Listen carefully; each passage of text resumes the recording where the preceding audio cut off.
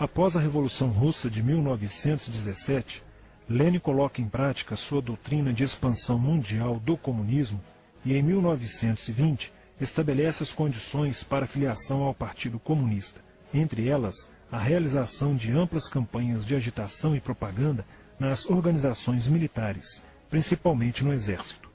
Em 25 de março de 1922, nasce o Partido Comunista do Brasil, o PCB. O novo partido aceitava as ordens diretas de Moscou. Em 1927, partindo da teoria à prática, o PCB criou uma frente única operária e iniciou um trabalho de infiltração nos quartéis, influenciando Luiz Carlos Prestes, capitão do Exército, a aderir ao comunismo, fato que se deu em março de 1931. Em abril de 1935, Prestes foi incumbido pela direção da Internacional Comunista de promover um levante armado no Brasil.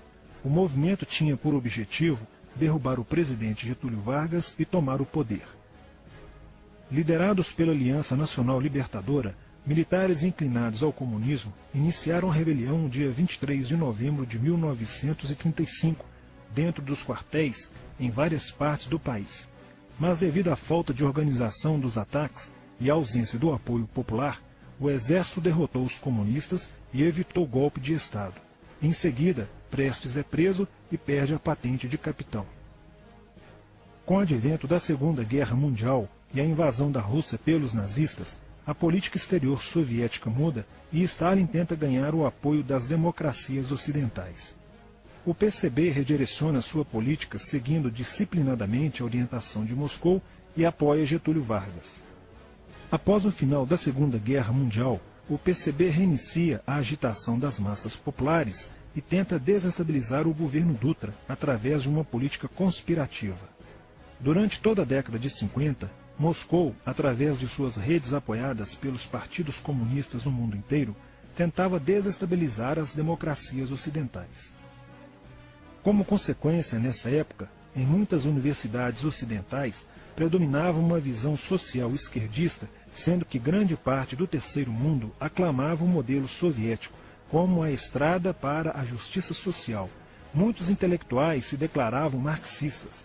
Assim, a conjuntura era altamente favorável ao comunismo, o que provocou sua expansão dramática até o final da década de 50, com a vitória da Revolução Cubana. Isso fez o PCB defender com mais intensidade a luta armada como a única solução viável e progressista dos problemas brasileiros. A União Soviética, destinada a aumentar o seu campo de influência no continente americano, despertou interesse pelo Brasil, um país de dimensões imensas, fronteiriço com quase todos os países da América do Sul, país estratégico no cenário mundial que poderia pender o fiel da balança para o lado comunista. Nos primeiros anos da década de 60, o Brasil passou a viver período de crescente instabilidade política, militar e institucional. Em 1961, Luiz Carlos Prestes encontrou-se com Nikita Khrushchev em Moscou para planejar a Revolução Agrária no Brasil. Neste mesmo ano, no governo de Jânio Quadros, o Partido Comunista Brasileiro enviou a Cuba, com o apoio de Fidel Castro, dezenas de brasileiros para o treinamento político-militar, visando a preparação de quadros revolucionários para desencadear ações de guerrilha rural e urbana no Brasil. Os chineses também colaboraram para a tentativa de implantação do comunismo no Brasil, recebendo na Academia Militar de Pequim, em 1962, um primeiro contingente de brasileiros, visando a formação de quadros guerrilheiros para o movimento que viria a ser implantado na região do Araguaia. No nordeste do Brasil, Francisco Julião organizava as ligas camponesas, com militantes treinados em Cuba.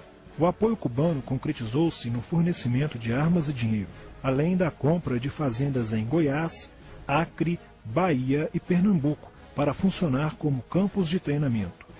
No dia 4 de dezembro de 1962, o jornal O Estado de São Paulo noticiou a descoberta e o desbaratamento de um campo de treinamento de guerrilha no estado de Goiás, em uma das 3 fazendas pertencentes às ligas camponesas. Enquanto isso, Goulart governava o país de uma forma pendular. Ora pendia para o lado dos comunistas, ora para o lado dos conservadores. Em setembro de 1963, tudo indicava que o país caminhava para uma revolução de esquerda, principalmente com João Goulart apoiando a sindicalização de sargentos, promovendo a quebra da hierarquia e da disciplina nas Forças Armadas. Em 4 de outubro de 1963, Goulart solicita o estado de sítio ao Congresso Nacional, pelo prazo de 30 dias. A manobra foi repelida pelo Congresso e João Goulart passou a conduzir ações no sentido de implementar o projeto golpista que desaguaria em um regime totalitário de esquerda. Insuflado e orientado por seu cunhado Leonel Brizola, pregava a necessidade de reformas de base e a implantação de uma república sindicalista. Controlando o aparelho sindical, o governo promovia o grevismo, a anarquia e o caos.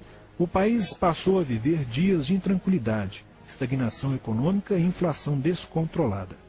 Em meio à crescente radicalização do ambiente político, Leonel Brizola era a liderança que unificou as esquerdas na frente de mobilização popular, criando o grupo dos 11 companheiros para tomar o poder pela luta armada.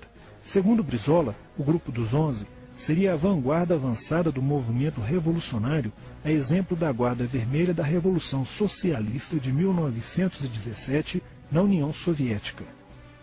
Alheio às críticas que lhe endereçavam militares e oposição civil, João Goulart e o PCB mantinham entendimentos constantes.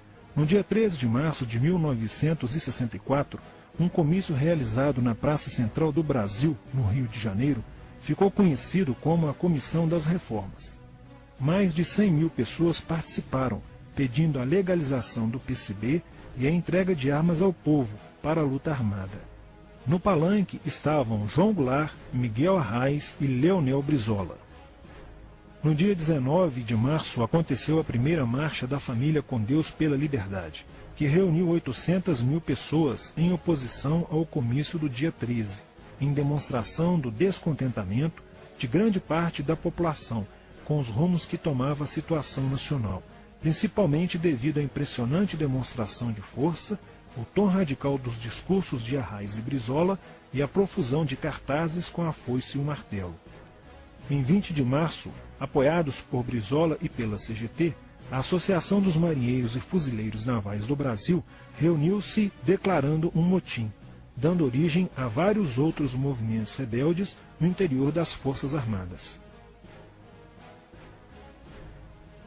Realizou-se em Niterói, na sede do Sindicato dos Operários Navais, um congresso continental de solidariedade a Cuba, com a participação de delegações latino-americanas. Luiz Carlos Prestes manifestou o desejo de que o Brasil fosse a primeira nação da América do Sul a seguir o exemplo de Cuba, se tornando uma nação comunista. Na véspera de 30 de março de 1964, João Goulart, ignorando o pedido de assessores e do seu líder na Câmara, Tancredo Neves, compareceu à sede do Automóvel Clube para uma homenagem da Associação dos Sargentos da Polícia Militar.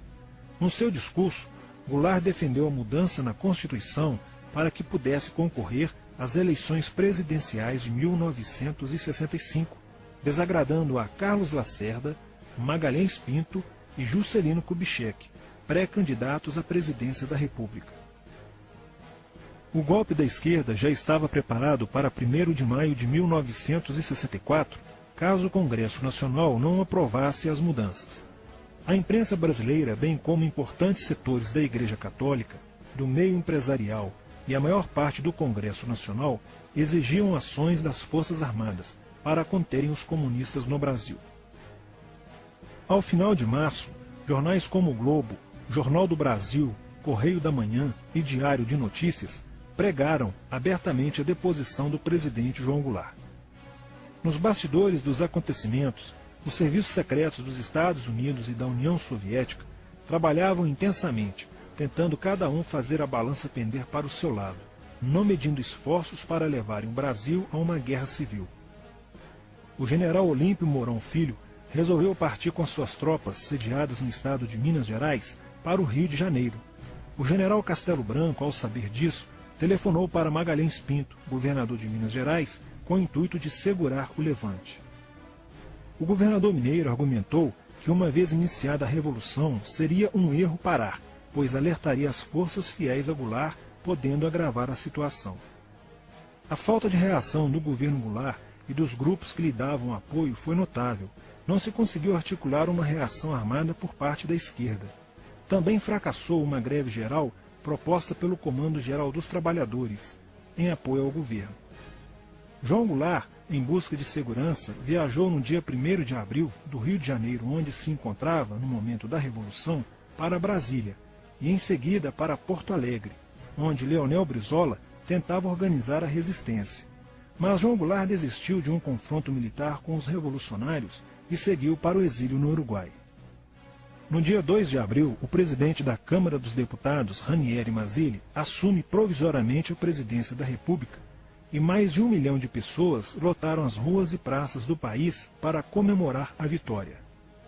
No dia 11 de abril de 1964, o Congresso Nacional se reuniu para eleger um novo presidente da República.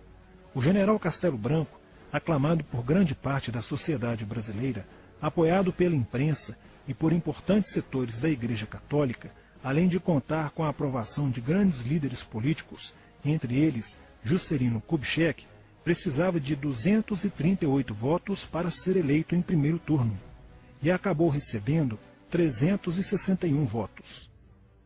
No dia 15 de abril, Castelo Branco assume a presidência da República, consolida a vitória sobre o movimento comunista e renova as esperanças do povo brasileiro de ter um país com dias melhores. Porém, a esquerda derrotada colocaria em cena, nos anos posteriores, Carlos Marighella, ideológico comunista e defensor da luta armada, que submeteria o povo brasileiro às ações mais obscuras da guerrilha, o terrorismo.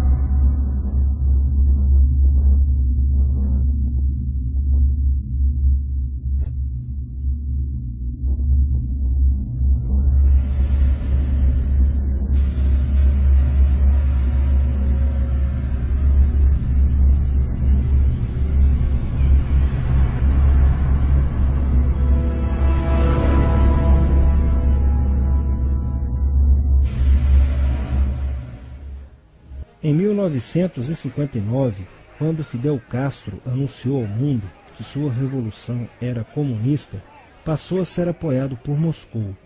Com isso, a União Soviética iniciou uma campanha para dominar com a ideologia marxista a América Latina, onde os partidos comunistas formariam grupos de guerrilha armada com dinheiro soviético, repassado por Cuba.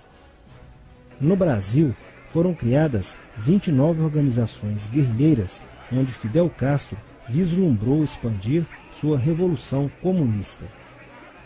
Em 1961, o presidente do Brasil, Jânio Quadros, condecorou o guerrilheiro cubano Che Guevara com a Ordem do Cruzeiro do Sul, sem imaginar que 4 meses antes o Partido Comunista Brasileiro acertara com Fidel Castro o envio de jovens brasileiros para o treinamento de guerrilha em Cuba, com a finalidade de preparar quadros revolucionários que desencadeariam a luta armada no Brasil.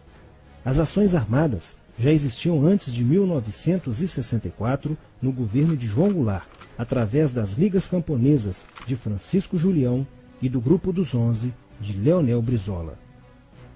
Com a chegada ao poder, em 1964, do presidente Castelo Branco, centenas de comunistas e políticos de esquerda refugiaram-se no Uruguai, onde formariam a Frente Popular de Libertação, que a partir de 1965 empreenderia atos de sabotagem urbana e focos de guerrilha rural no Brasil, principalmente na Serra do Caparaó, cujos guerrilheiros, apoiados por Leonel Brizola, foram combatidos e vencidos por tropas da Polícia Militar de Minas Gerais.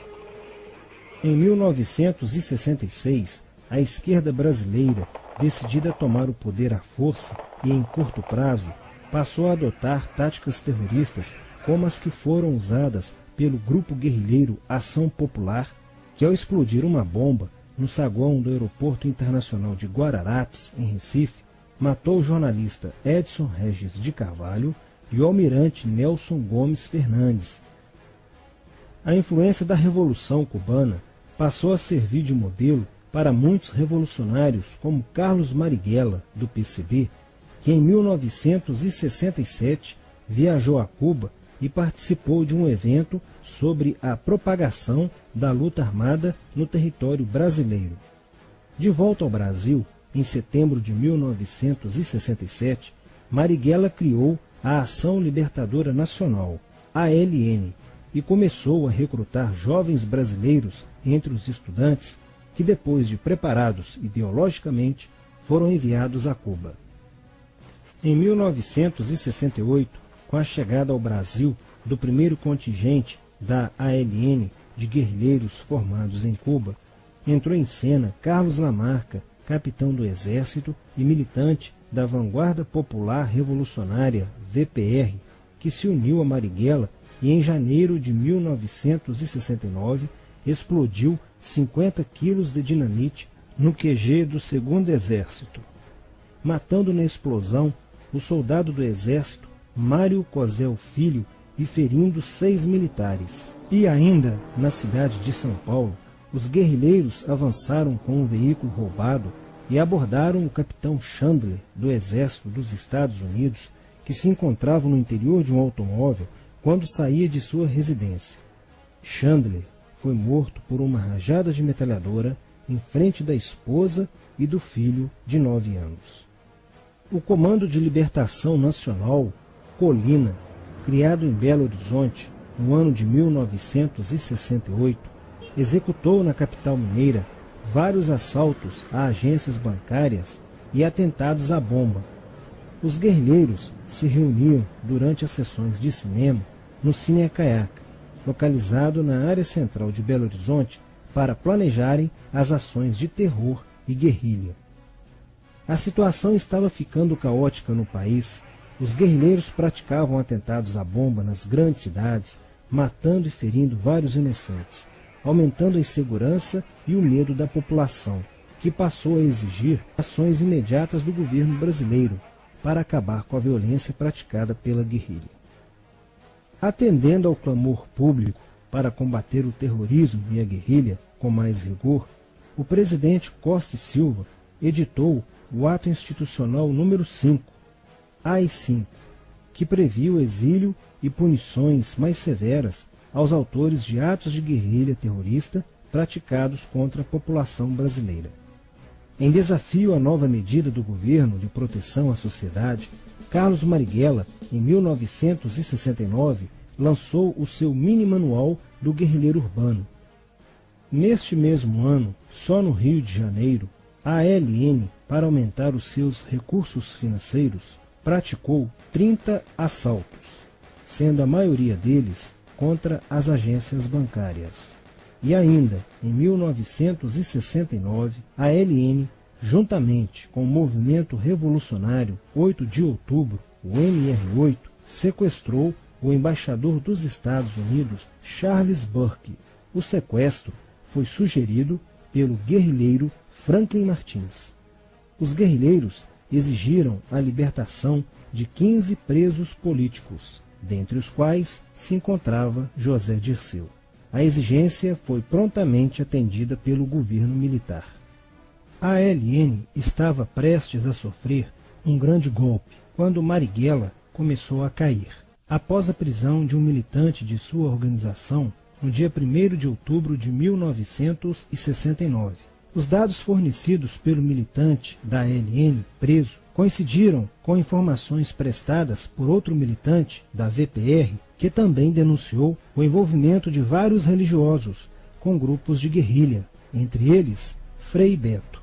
Quando Frei Fernando e Frei Ivo, também envolvidos com os grupos guerrilheiros, foram presos e logo após interrogados, os religiosos entregaram o ponto de contato de Carlos Marighella, na cidade de São Paulo. No dia 4 de novembro de 1969, o ponto foi cercado pela polícia, onde Marighella, percebendo o cerco, reagiu e foi morto. Depois da morte de Marighella, centenas de guerrilheiros foram presos e mais de 300 armas apreendidas. 2 sequestros de diplomatas, o embaixador alemão Enfried von Hollemer e o cônsul japonês Nobuo Okushi, foram feitos às pressas, para libertar os guerrilheiros que continuavam presos. Inspirados no marxismo cultural, vários militantes da esquerda brasileira iniciaram a estruturação de uma organização que se infiltrou nas faculdades brasileiras, bem como no meio artístico e cultural e principalmente nas edições de jornais, setores estes com grande poder de influência sobre a formação da opinião popular. Durante as manifestações, vários militantes comunistas, usando armas de fogo, eram infiltrados no movimento estudantil e disparavam contra os manifestantes, na intenção de colocar a opinião pública contra o regime militar. Com a morte de Marighella, Lamarca havia assumido a posição de líder mítico, que sustentava a esperança na vitória comunista. Em 1970, quando o embaixador suíço Giovanni Butcher foi sequestrado, o governo se recusou a soltar os presos da lista apresentada pelos guerrilheiros. Depois de 40 dias de sequestro, os guerrilheiros quiseram matar o embaixador suíço. Porém, o governo militar cedeu e as exigências dos guerrilheiros sequestradores foram atendidas, preservando a vida do diplomata.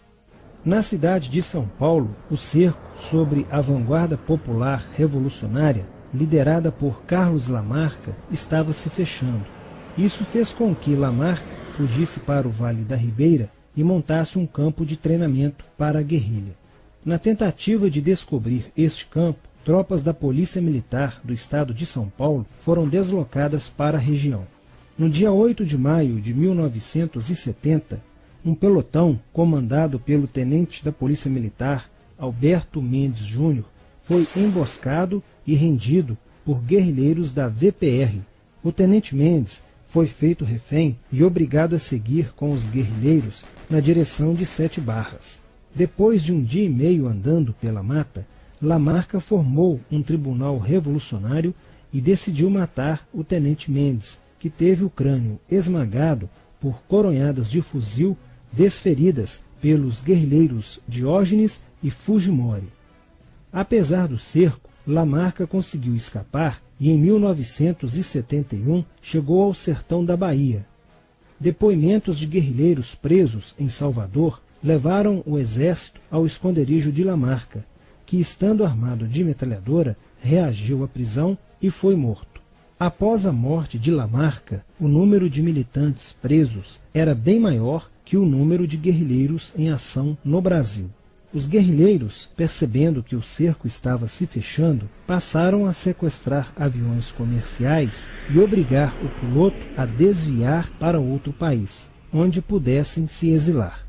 4 desses aviões foram desviados para Cuba. Os guerrilheiros comunistas estavam perdendo a guerra.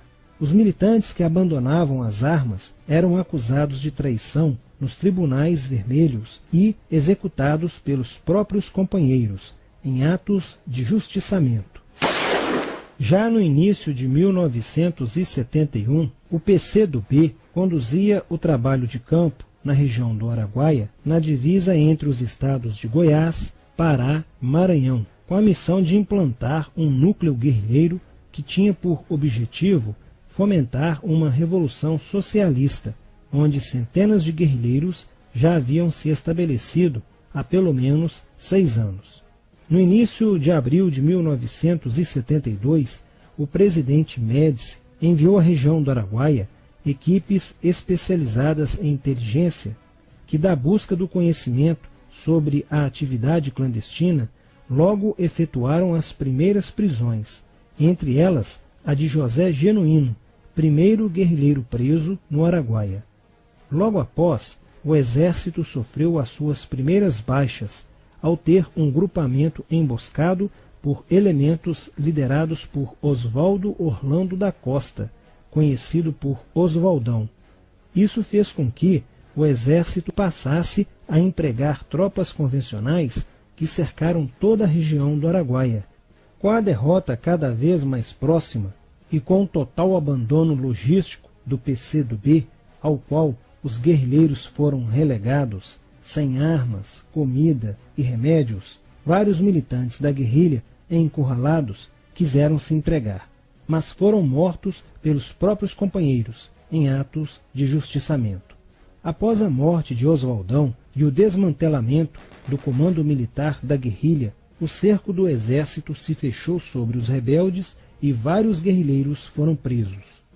Assim terminava o sonho da esquerda brasileira de transformar o Brasil em uma ditadura comunista.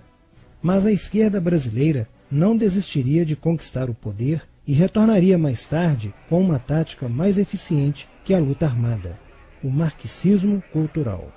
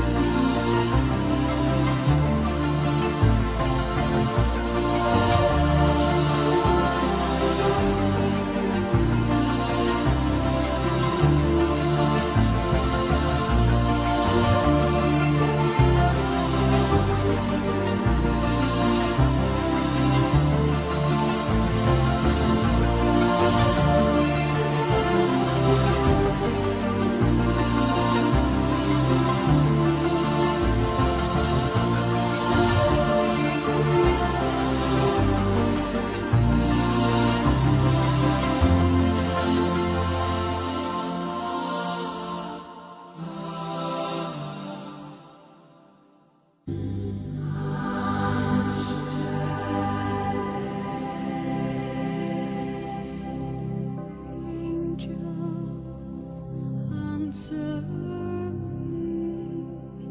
Are you near if rain should fall?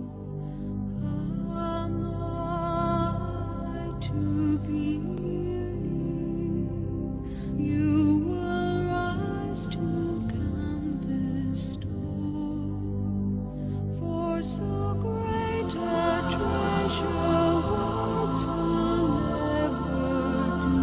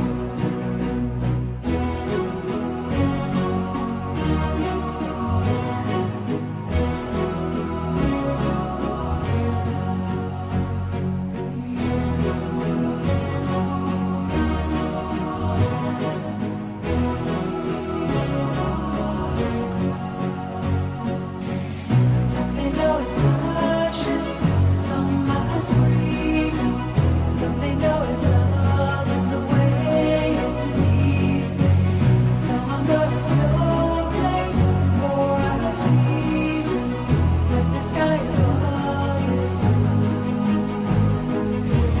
When the sky above is blue.